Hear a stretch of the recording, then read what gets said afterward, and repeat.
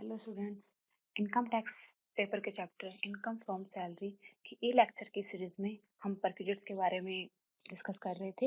इसी के क्रम में मैं आगे जो बचे हुए परक्यूजिट्स हैं, जो बेनिफिट सुविधाएं और भी जो कर्मचारियों को दी जाती हैं अपने एम्प्लॉयर के द्वारा, उन सब के बारे में बात करते हैं। जिसमें फर्स्ट आती है medical facility provided by the employer shall be exempt in the following situation. जैसे कि मैंने पहले के जो लेक्चर हो चुके हैं उनमें बता दिया कि स्पेसिफाइड एम्प्लॉयज़ को कौन कौन सी जो परक्यूजिट्स को सुविधाएं बेनिफिट जो दिए जाते हैं, उनका वैल्यूएशन किस तरीके से किया जाता है और कौन कौन से उनके लिए टैक्स फ्री होते हैं, एग्जम्प्ट होते हैं, और भी बाकी परक्यूजिट्स के बारे में बता चुकी हूँ। इसी के क्रम में एक परक्यूजिट ये भी होता है मेडिकल फैसिलिटी, जो चिकित्सा सुविधा कहा जाता है। इसमें क्या होता है कि जो भी नियोक्ता होता है, एम्प्लॉयर होता है, वो अपने कर्मचारी को, अपने एम्प्लॉय को और उसके फैमिली के जो फैमिली हाउस होल्ड मेंबर्स हैं, उनको अगर वो चिकित्सा सुविधा देता है, मेडिकल फैसिलिटी प्रोवाइड करवाता है, तो उस केस में जो चिकित्सा सुविधा दी जा रही है, मेडिकल फैसिलिटी दी जा रही है, उसका किस तरीके से वैल्यूएशन किया जाएगा और उसमें कौन सा पार्ट और कब ये फैसिलिटी टैक्स फ्री होगी और टैक्स से एग्जम्प्ट होगी, इसके बारे में बात करते हैं। तो इसमें बताया गया है कि कुछ सिचुएशन मैंने इसमें कुछ नीचे बताई हैं। उन सिचुएशन में जो भी अपने एम्प्लॉयर के द्वारा अपने एम्प्लॉय को मेडिकल फैसिलिटी दी जाएगी, वो फुल्ली एग्जम्प्ट होगी, उसके ऊपर टैक्स नहीं लगेगा। तो इसमें है, if the expenditure incurred on the medical treatment of an employ और any member of his family. तो अगर जो मेडिकल ट्रीटमेंट के ऊपर जो एक्सपेंडिचर है, वो एम्प्लॉय खुद के मेडिकल ट्रीटमेंट पे हो रहा है या फिर उसके फैमिली के मेंबर पे हो रहा है, और ये मेडिकल ट्रीटमेंट जो दिया जा रहा है वो कहाँ दिया जा रहा है उसको, इन any hospital maintained by the employer, जो नियोक्ता है उसके द्वारा, खुद के द्वारा संचालित, उस खुद के द्वारा मेंटेन किया गया कोई हॉस्पिटल है, नियोक्ता का खुद का कोई हॉस्पिटल है, उसमें वो चिकित्सा सुविधा दे रहा है अपने एम्प्लॉय को। तो इस केस में एम्प्लॉय को दी गई चिकित्सा सुविधा और उसके हाउस होल्ड मेंबर्स को, परिवारजनों को जो चिकित्सा सुविधा दी जाएगी एम्प्लॉयर के द्वारा अपने ही हॉस्पिटल में, वो पूर्णतः कर मुक्त होती है, पूर्णतः एग्जम्प्ट होती है। और दूसरी इसमें बताया गया है, अगर एम्प्लॉय या उसके परिवारजनों को कौन से हॉस्पिटल में दी जाएगी सुविधा, any hospital maintained by the government और एनी लोकल अथॉरिटी और any other hospital approved by the government. तो अगर ऐसी चिकित्सा सुविधा, मेडिकल फैसिलिटी एम्प्लॉय को या उसके परिवारजनों को एम्प्लॉयर के द्वारा सरकार के द्वारा मेंटेन किए गए अस्पताल में, या लोकल अथॉरिटी के द्वारा मेंटेन किए गए अस्पताल में, या फिर अदर कोई हॉस्पिटल है जो गवर्नमेंट के द्वारा अप्रूव्ड किया गया है, उन हॉस्पिटल में ये चिकित्सा सुविधा दी जाती है, मेडिकल फैसिलिटी दी जाती है, तो वो मेडिकल फैसिलिटी भी पूर्णतः कर मुक्त होती है, टैक्स से एग्जम्प्ट होती है। नेक्स्ट आता है, अगर जो मेडिकल फैसिलिटी दी जा रही है, मेडिकल ट्रीटमेंट दिया जा रहा है एम्प्लॉय को या उसके परिवारजनों को, in respect of the prescribed disease और ailments in any hospital approved by the chief commissioner of income tax.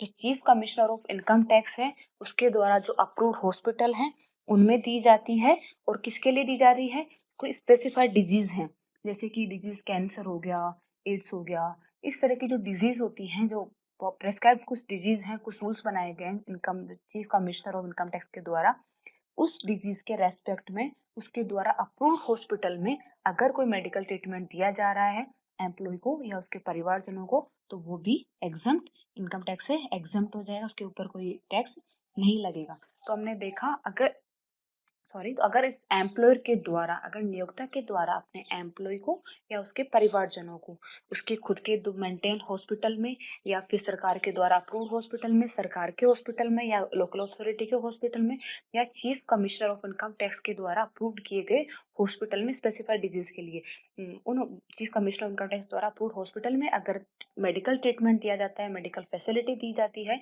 तो और या फिर जो अमाउंट आया है मेडिकल ट्रीटमेंट का, वो अमाउंट उसके द्वारा रिम्बर्स किया जा रहा है एम्प्लॉयर के द्वारा, तो वो सारी जो फैसिलिटी दी जा रही है वो पूर्णतः कर मुक्त होगी, टैक्स से एग्जम्प्ट मानी जाती है। और भी इसमें दो कंडीशन, दो और बताए गए हैं, जिसमें मेडिकल जो ट्रीटमेंट दिया जाएगा, मेडिकल फैसिलिटी दी जाएगी, वो एग्जम्प्ट होगी, कब होगी, if the medical facility provided to government employ in government approved any private hospital. अगर मेडिकल फैसिलिटी गवर्नमेंट के द्वारा गवर्नमेंट एम्प्लॉय को गवर्नमेंट के द्वारा अप्रूव्ड हॉस्पिटल में दी जाती है तो वो भी मेडिकल फैसिलिटी एग्जम्प्ट होगी। ठीक है, गवर्नमेंट एम्प्लॉयज को गवर्नमेंट अप्रूव्ड किसी भी प्राइवेट हॉस्पिटल में दी जाती है गवर्नमेंट एम्प्लॉय को, ऐसी सुविधा वो भी फुल्ली एग्जम्प्ट होती है, टैक्स से एग्जम्प्ट होती है। Any sum paid by the employer in respect of any premium paid by the employee to effect or to keep in force an insurance on his health and the health of any member of his family। तो जो भी government के द्वारा जो कई अनुमोदित योजनाएं होती हैं, बीमा विमानक या विकास प्राधिकरण के द्वारा जो बीमा प्रीमियम का भुगतान नियोक्ता द्वारा किया जा रहा है, किसके लिए किया जा रहा है? एम्प्लॉय की हेल्थ के लिए या फिर उसके परिवारजनों की, हाउस होल्ड मेंबर की हेल्थ के लिए। अगर कोई इंश्योरेंस किया जा रहा है जिसका भुगतान एम्प्लॉय ने किया, उसको रियम्बर्स किया जा रहा है, तो उसका अगर रियम्बर्समेंट एम्प्लॉयर कर रहा है, उसके जो बीमा हुआ है एम्प्लॉय की हेल्थ का या उसके परिवारजनों की हेल्थ का, उस बीमा का पैसा, उसके प्रीमियम का पेमेंट कौन कर रहा है? एम्प्लॉयर कर रहा है, रियम्बर्समेंट के रूप में या डायरेक्ट जो भी पेमेंट अगर एम्प्लॉयर कर रहा है तो उस केस में भी वो अमाउंट भी एग्जम्प्ट होगा, उसके ऊपर कोई टैक्स नहीं लगेगा। तो यहाँ पे 3 सिचुएशन बताई गई हैं। एक तो सिचुएशन है जिसमें मेडिकल ट्रीटमेंट किसको दिया जा रहा है?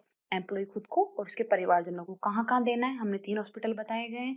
एम्प्लॉयर का खुद का हॉस्पिटल हो गया, गवर्नमेंट का हॉस्पिटल हो गया या फिर chief commissioner of income tax के द्वारा अप्रूव्ड हॉस्पिटल हो गया। अगर यहाँ पे कोई चिकित्सा मेडिकल ट्रीटमेंट दिया जा रहा है वो भी फुल्ली एग्जम्प्ट होगा। और अगर गवर्नमेंट एम्प्लॉय को दिया जा रहा है, मेडिकल फैसिलिटी दी जा रही है गवर्नमेंट एम्प्लॉय को किसी भी प्राइवेट हॉस्पिटल में जो कि गवर्नमेंट के द्वारा अप्रूव हो। और लास्ट आता है अगर इसमें प्रीमियम का जो उसकी हेल्थ इंश्योरेंस जो हो रहा है, हेल्थ के लिए इंश्योरेंस हो रहा है खुद एम्प्लॉय के लिए या उसके परिवारजनों के लिए, उसके प्रीमियम का पेमेंट कौन कर रहा है? एम्प्लॉय कर रहा है, तो वो भी फुल्ली एग्जम्प्ट होगा। अब दूसरी कंडीशन आ सकती है, पहले हम जो बात कर रहे थे मेडिकल फैसिलिटी वो बात कर रहे थे मेडिकल फैसिलिटी जो इन इंडिया दी जा रही है, भारत में अगर चिकित्सा सुविधा दी जा रही है तो उस केस में हमने देखे कि कौन कौन से हॉस्पिटल में और किन किन सिचुएशन में वो मेडिकल फैसिलिटी एग्जम्प्ट होगी। अब नेक्स्ट देखते हैं, अगर मेडिकल फैसिलिटी दी जा रही है आउटसाइड इंडिया, आउटसाइड इंडिया अगर मेडिकल फैसिलिटी दी जा रही है तो उस केस में किस तरीके से हम ट्रीटमेंट होगा और कितना अमाउंट एग्जम्प्ट होगा। इसमें आता सबसे पहले है, if the employer has incurred expenditure on the treatment of the employee or any member of his family outside India, it is exempt to the extent permitted by Reserve Bank of India। आपको इसमें ध्यान रखना है कि reserve Bank of India द्वारा permitted उस extent तक ही exempt होगा।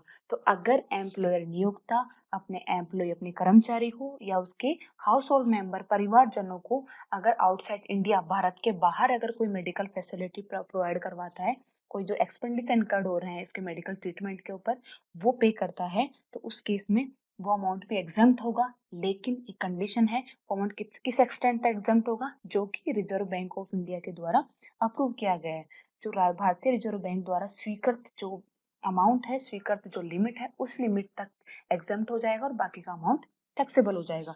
वो आपको बताई जाएगी क्वेश्चन के अंदर। नेक्स्ट आता है, if the employer has incurred expenditure on the stay abroad of the patient including one attendant, it is exempt to the extent permitted by the Reserve Bank of India.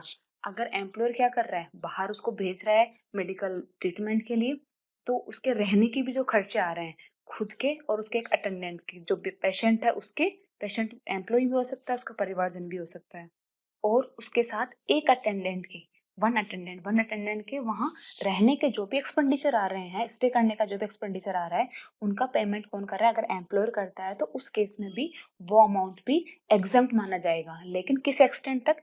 उस extent तक जो कि reserve Bank of India के द्वारा permit किया गया है, उस एक्सटेंट तक वो अमाउंट एग्जम्प्ट होगा और बाकी का अमाउंट अगर एक्स्ट्रा अमाउंट पे किया है तो वो अमाउंट टैक्सेबल हो जाएगा। नेक्स्ट आता है, if the employer has incurred expenditure on the travelling of the patient including one attendant, it is exempt provided gross total income of the employee do not exceed rupees 2 lakh before taking into consideration the expenditure incurred on traveling। अब बात आती है कि travelling का पैसे का क्या होगा। अगर एम्प्लॉयर अपने जो एम्प्लॉय है उसको क्या की फैसिलिटी दे रहा है? आउटसाइड इंडिया जाके ट्रीटमेंट करवाने की, किसको, या तो एम्प्लॉय खुद बीमार हो या उसके परिवारजन का कोई भी मेंबर हो। तो ऐसे केस में जो ट्रेवलिंग का खर्चा आएगा, तो जो ट्रेवलिंग का खर्चा खुद पेशेंट का और उसके साथ एक अटेंडेंट का, वो पैसा भी अगर एम्प्लॉयर बियर कर रहा है, एम्प्लॉयर इनकर्ड कर रहा है, तो वो भी एग्जेम्प्ट होगा। लेकिन इसके लिए कंडीशन रखी गई है, जो ग्रोस टोटल इनकम होगी एम्प्लॉय की, वो 2 लाख से ज्यादा नहीं होनी चाहिए। और जो 2 लाख की जो लिमिट रखी गई है, उसमें वो ट्रेवलिंग का जो खर्चा होगा उसको कंसिडरेशन में लिए बिना, उससे कंसिडरेशन लेने से पहले, मान लीजिए उसकी ग्रोस टोटल इनकम हो रही है 1,80,000 और उसको जो ये फैसिलिटी दी गई ट्रेवलिंग की, वहां तक जाने का जो खर्चा आया वो आया 40,000 का। तो अगर इसको ऐड करते हैं तो उसकी इनकम हो जाती है 2,20,000, तो मतलब 2 लाख वाली लिमिट उसकी क्रॉस हो रही है। लेकिन इसने बोला है कि 2 लाख कौन सा अमाउंट लेना है, इस एक्सपेंडिचर को कंसिडरेशन लेने से पहले इसको इंक्लूड नहीं करना है। तो उसकी इनकम मानी जाएगी 1,80,000 और उसको ये फैसिलिटी अगर दी जाती है तो वो एग्जाम्प्ट हो जाएगी।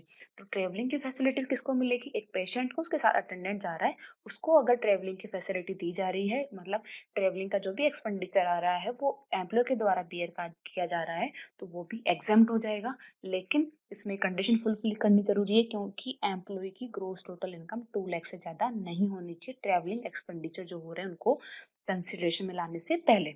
ठीक है, तो इसमें हमें 3 चीजें पता चली कि अगर एम्प्लॉयर अपने एम्प्लॉय को भारत के बाहर जाके मेडिकल ट्रीटमेंट करवाने की सुविधा देता है, तो उस केस में क्या होगा, जो भी मेडिकल ट्रीटमेंट का खर्चा आ रहा है उसका पेमेंट अगर एम्प्लॉयर कर रहा है तो वो टैक्स से एग्जम्प्ट होगा।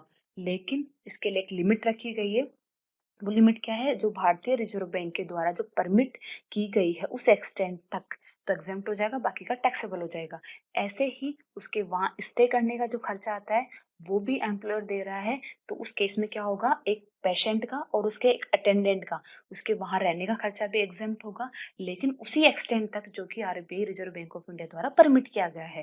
थर्ड आता है, अगर उसके आने जाने का भी खर्चा अगर बियर कर रहा है कौन, एम्प्लॉयर, पेशेंट का और एक अटेंडेंट का, वो भी एग्जाम्प्ट होगा। लेकिन इसके लिए कंडीशन क्या है, एम्प्लॉय की जो ग्रोस टोटल इनकम है, जीटीआई है, वो 2 लाख से कम होनी चाहिए। ग्रोस टोटल इनकम क्या होती है, मैंने बहुत ही शुरू के जो लेक्चर्स रिकॉर्ड किया तो मैं बताई थी मैंने। ठीक है, तो ग्रोस टोटल इनकम 2 लाख से ज्यादा नहीं होनी चाहिए ट्रैवलिंग एक्सपेंडिचर को ऐड करने से पहले। कुछ एक्सप्लेनेशन बताए गए हैं इसमें। यहाँ पे बार बार यूज हुआ है हॉस्पिटल, हॉस्पिटल, तो हॉस्पिटल मैंने बताया कि नियोक्ता खुद का होना चाहिए, गवर्नमेंट के द्वारा अप्रूव होना चाहिए, चीफ कमिश्नर इनकम टैक्स के द्वारा होना चाहिए। तो यहाँ पे हॉस्पिटल से मतलब क्या है, हॉस्पिटल में इंक्लूड हो जाएगी डिस्पेंसरी भी आ जाएगी, क्लिनिक भी आ सकती है और नर्सिंग होम भी इंक्लूड किए जाते हैं।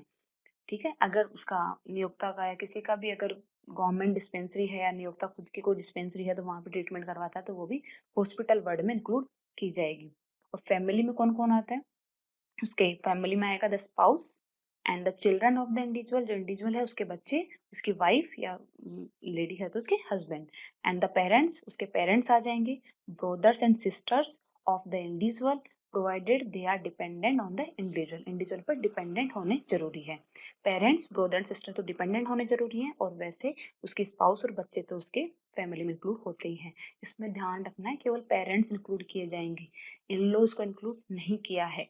ऐसा है कोई ए इंडिविजुअल है तो उसके पेरेंट्स जो भी होंगे उनको फैमिली में इंक्लूड कर लिया जाएगा, लेकिन उसकी वाइफ के जो पेरेंट्स होंगे, जो उसके father in law mother in law हैं, उनको इंक्लूड नहीं किया गया है।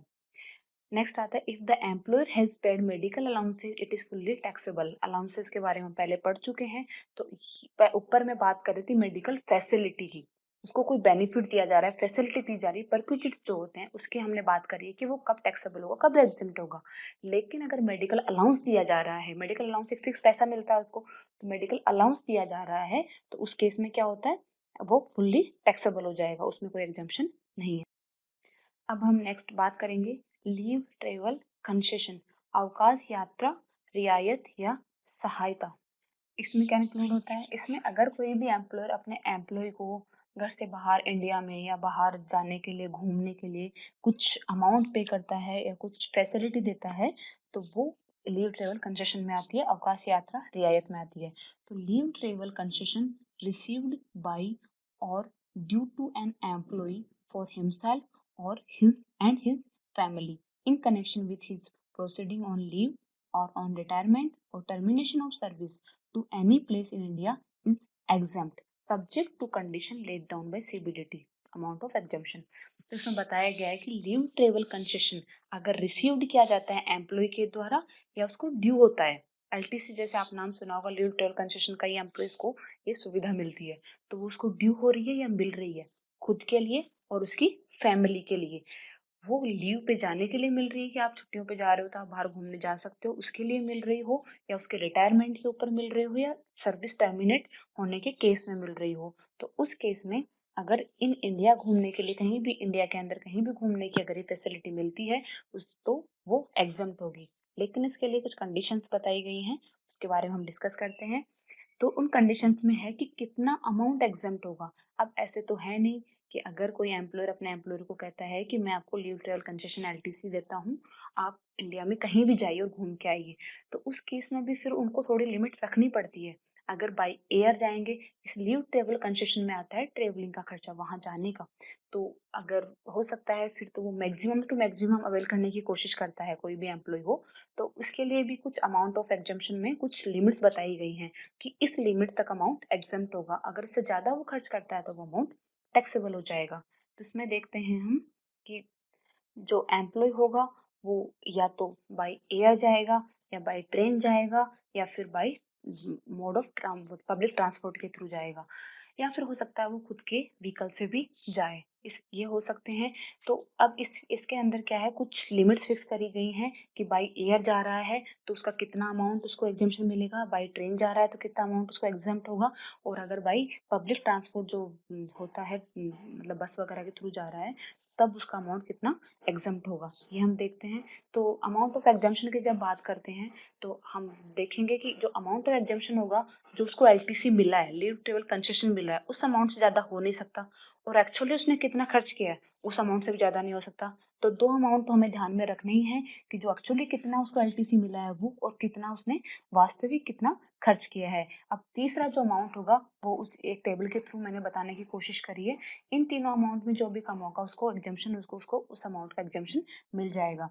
तो अगर जर्नी की गई है by air, journey is by air, air के थ्रू मतलब एयर एयर के थ्रू अगर उसने जर्नी करी है तब कितना अमाउंट एग्जम्प्ट होगा, तो अमाउंट कितना लिया जाएगा, amount of economy class fare of the national carrier by the shortest route. तो सबसे छोटा रास्ता होगा वहां जाने का, तो सबसे छोटे रास्ते से राष्ट्रीय परिवहन के विमान की जो इकोनॉमी क्लास होती है, जिसको मित्रेय श्रेणी कहा जाता है हिंदी में, इकोनॉमी क्लास के जो किराया होता है वो किराया लिया जाएगा, और वो अमाउंट उसके लिए इस ये परक्विजिट का वैल्यूएशन करने के लिए कंसिडर किया जाएगा। ठीक है, तो बाई एयर जा रहा है तो जो शॉर्टेस्ट, सबसे पहले तो शॉर्टेस्ट रूट लिया जाएगा, तो शॉर्टेस्ट रूट पे जो एयर की फैसिलिटी है उस फैसिलिटी में जो इकोनॉमी क्लास का जो किराया होता है उसको कंसिडर किया जाएगा। और अगर जर्नी की जा रही है इस बाय रेल, रेल के थ्रू, ट्रेन के थ्रू जर्नी की जा रही है तो उस केस में क्या होगा, amount of air condition first class fare by shortest route, वही शॉर्टेस्ट रूट लिया जाएगा, सबसे छोटा रास्ता है वहां जाने का, सबसे छोटे रास्ते से रेल की वातानुकूलित, जिसको एयर कंडीशन या एसी जो कहा जाता है, प्रथम श्रेणी के किराए की राशि, जो फर्स्ट एसी है तो फर्स्ट एसी जो जो भी किराया होगा शॉर्टेस्ट रूट का ट्रेन का, वो अमाउंट यहाँ पे कंसिडर किया जाएगा। नेक्स्ट आता है अदर मोड ऑफ ट्रांसपोर्ट, जिसमें क्या ना अदर मोड हो सकता है, पब्लिक ट्रांसपोर्ट हो गया ये सब। तो उस केस में क्या होगा, वेयर रेल इज देयर, अगर रेल की फैसिलिटी वहां है तो amount of air condition first class fare by shortest route. तो इसमें ये बताया गया है कि अदर मोड ऑफ ट्रांसपोर्ट, वो बाई एयर भी नहीं गया, बाई ट्रेन भी नहीं गया, हो सकता है वो बाई खुद की कार से गया हो, तो उस केस में भी हम खुद की उसके कार का खर्चा नहीं देखेंगे। इसमें ये देखा जाएगा कि अगर वहां ट्रेन का रूट जाता है, अगर ट्रेन का वहां पे रूट है तो उस केस में भी जो ट्रेन के लिए हमने बाई जर्नी बाई रेल मानते हुए उसको उस तरीके से उसका कैलकुलेशन किया जाएगा। तो कितना अमाउंट लिया जाएगा, अमाउंट लिया जाएगा उसके शॉर्टेस्ट रूट है जो ट्रेन का वहां का, तो उसका फर्स्ट क्लास एसी वाला जो भी किराया होगा वो उस किराए को कंसिडर किया जाएगा। नेक्स्ट आता है अदर मोड ऑफ ट्रांसपोर्ट, जहाँ पे रेल और public transport is not there, जहाँ पे रेल भी अवेलेबल, रेल ट्रांसपोर्ट भी अवेलेबल नहीं है और पब्लिक ट्रांसपोर्ट भी अवेलेबल नहीं है, तो उस केस में क्या हो सकता है, उस केस में क्या लिया जाएगा, फर्स्ट क्लास और deluxe class fare bye the shortest root of the public transport. जो पब्लिक ये मानते हुए कि द फर्स्ट क्लास और डिलक्स क्लास सबसे छोटे बाय शॉर्टेस्ट रूट, सबसे छोटे रास्ते से जो भी क्या नाम फर्स्ट क्लास और deluxe class fare bye the shortest root of the public transport. तो इसमें आएगा सबसे छोटे रास्ते से प्रथम श्रेणी या डिलक्स श्रेणी के किराए की राशि, या पब्लिक ट्रांसपोर्ट की जो प्रथम श्रेणी है, फर्स्ट क्लास है, और डिलक्स श्रेणी है, डिलक्स क्लास है, उसका जो भी किराया आएगा उस अमाउंट को कंसिडर किया जाएगा। तो हमने देखा जर्नी बाय एयर हो सकती है, बाय ट्रेन हो सकती है, पब्लिक ट्रांसपोर्ट के थ्रू भी हो सकती है। तो उस केस में हम किस तरीके से, अगर एयर के थ्रू हो रही है तो जो उसकी इकोनॉमी क्लास होगी हमेशा शॉर्टेस्ट रूट लिया जाएगा। ये हमें ध्यान रखना है, यहाँ एक चीज कॉमन है कि हर बार हमें शॉर्टेस्ट रूट, सबसे छोटा रास्ता देखना है, शॉर्टेस्ट रूट लिया जाएगा। जो इकोनॉमी क्लास का किराया होगा वो ले लिया जाएगा, और रेल के थ्रू जा रहा है तो फर्स्ट क्लास एसी का किराया लिया जाएगा, और अगर पब्लिक ट्रांसपोर्ट है तो उसका जो फर्स्ट क्लास और डिलक्स क्लास की जो भी फेयर है वो कंसिडर किया जाएगा। अब जो लीव टेबल कंसेशन मैंने बताया उसमें कुछ की पॉइंट्स हैं, कुछ बातें हमें ध्यान रखनी है, वो हम देख लेते हैं कि the exemption is available twice in A block of 4 calendar year. जो 4 कैलेंडर ईयर होंगे उन 4 कैलेंडर ईयर में केवल 2 बार ही ये एग्जम्पशन अवेलेबल होती है। हर बार नहीं कि आपको हर साल एलटीसी मिल रही है, आप हर साल जा रहे हो, हर साल आप अवेल कर रहे हो, ये सब नहीं होगा। तो क्या होगा कि 4 ईयर का जो ब्लॉक होता है, इसमें ब्लॉक भी बताए गए हैं किस तरीके से, 4 ईयर ब्लॉक्स बताए गए हैं, वो मैं आगे बताती हूँ आपको। तो 4 ईयर ब्लॉक्स में एग्जाम्पशन होगी, केवल 2 ही बार अवेलेबल होगी। तो रेलेवेंट ब्लॉक्स कौन से बताएं, जनवरी 2010 से ये ब्लॉक खत्म हो रहा था दिसंबर 13, मतलब ये ब्लॉक जा चुका है। जनवरी 14 से था दिसंबर 17, ये ब्लॉक भी जा चुका है। अब नेक्स्ट जो ब्लॉक अपना चल रहा है वो है जनवरी 2018 से दिसंबर 2021 तक का जो ब्लॉक चल रहा है। तो 4 जो कैलेंडर ईयर होते हैं, ब्लॉक ऑफ 4 कैलेंडर ईयर में केवल 2 ही बार एग्जाम्पशन हमको मिलेगी। नेक्स्ट आता है, in case such travel concession is not availed by the individual during any such block of 4 calendar years, he can avail concession in first year of next block carry forward facility.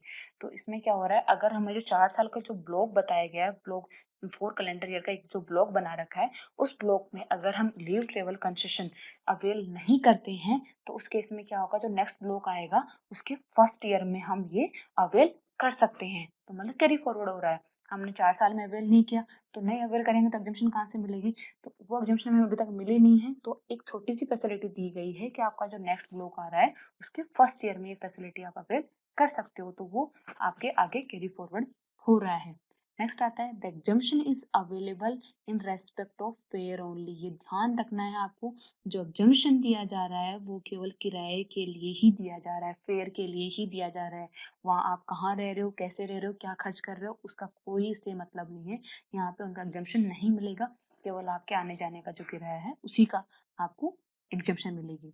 तो यहाँ पे बार बार family की बात की तो family include spouse, जो मैंने पहले बताया था वही आएगा, स्पाउस आ गए, चिल्ड्रन ऑफ द इंडिविजुअल, उसके बच्चे आ गए, and the parents and brother and sisters of the individual are also included provided wholly or mainly dependent on him। ठीक है, तो उसके स्पाउस और बच्चे तो आएंगे आएंगे, और ब्रदर एंड सिस्टर्स आएंगे, पेरेंट्स आएंगे कि उस पे अगर उस पर डिपेंडेंट है तो। नेक्स्ट आता है, exemption is available for 2 children born after 1/10/1998। 1 अक्टूबर 1998 के बाद जन्म लिए हुए केवल 2 ही बच्चों के लिए एग्जाम्पशन मिलेगी। In other words, exemption will be available for all children born before 1 अक्टूबर 1998। तो इसमें एक कंडीशन डाली गई है कि 1 अक्टूबर 1998 1998 के बाद में अगर बच्चे हैं आपके तो उसमें केवल 2 ही बच्चों के लिए एग्जाम्पशन मिलेगी, और इससे पहले के हैं तो उन पे जितने ही बच्चे होंगे सब पे एग्जाम्पशन मिल जाएगी। नेक्स्ट आता है, fixed amount of LTC is fully taxable. अगर फिक्स्ड अमाउंट मिलता है एलटीसी का तो वो फुल्ली टैक्सेबल होता है। तो यहाँ पे फिक्स्ड अमाउंट की हम बात नहीं कर रहे थे, एलटीसी की बात कर रहे, फैसिलिटी दी जा रही है, आप वहाँ जाओ आपको रियम्बर्स करेंगे, या उस फैसिलिटी आपको प्रोवाइड की जा रही है कि आप वहाँ पे ऐसे घूमने जा सकते हो, किराए फैसिलिटी। अगर आपको फिक्स्ड अमाउंट मिलता है कि ये आपको 20,000 अमाउंट एलटीसी का मिल रहा है, आप जब चाहो तब कर सकते हो खर्च, तो वो अमाउंट फुल्ली टैक्सेबल होगा। LTC provided in respect of foreign tour is fully taxable। यहाँ पे हम बात कर रहे थे केवल लीव टेबल कंसेशन जो इंडिया में घूमने के लिए मिल रहा है उसकी बात कर रहे थे, उसी के एग्जाम्पशन अमाउंट कैलकुलेट कर रहे थे। अगर बाहर के लिए ऐसा कोई अमाउंट मिलता है तो फुल्ली टैक्सेबल होता है। तो हमने आज 2 तरह की फैसिलिटी देखी, मेडिकल फैसिलिटी और लीव ट्रेवल कंसेशन अगर मिलता है तो उस केस में किस तरीके से वैल्यूएशन किया जाएगा और क्या टैक्स ट्रीटमेंट होगा। अब जहाँ तक है लगभग सारे प्रोसीजर कंप्लीट हो चुके हैं, और उनके बारे में थोड़ा बहुत हम आगे के लेक्चर में हम बात करेंगे। Thank you.